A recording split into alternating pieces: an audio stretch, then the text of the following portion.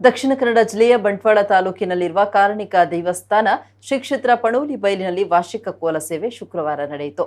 ಪ್ರತಿ ವರ್ಷದಂತೆ ಈ ಬಾರಿಯೂ ಕ್ಷೇತ್ರಕ್ಕೆ ಆಗಮಿಸಿದ ಭಕ್ತರು ಶ್ರೀ ಕಲ್ಕುಡ ಕಲ್ಲುಟಿ ದೈವಕ್ಕೆ ಹರಕೆ ಸಲ್ಲಿಸಿ ಕೋಲ ಸೇವೆಯನ್ನ ಕಣ್ತುಂಬಿಕೊಂಡು ಹರಕೆಯನ್ನ ಸಲ್ಲಿಸಿದ್ರು. ಬಳಿಕ ದೈವದ ಕೈಯಿಂದ ಗಂಧ ಪ್ರಸಾದ ಸ್ವೀಕರಿಸಿ ಪುನೀತರಾದ್ರು. ಈ ಸಂದರ್ಭ ದೇವಳ ಆಡಳಿತ ಮಂಡಳಿ ಸೇರಿದಂತೆ ಊರ ಪರವೂರಿನ ಭಕ್ತಾದಿಗಳು ದೈವದ ಕೋಲ ಸೇವೆಯಲ್ಲಿ ಪಾಲ್ಗೊಂಡರು.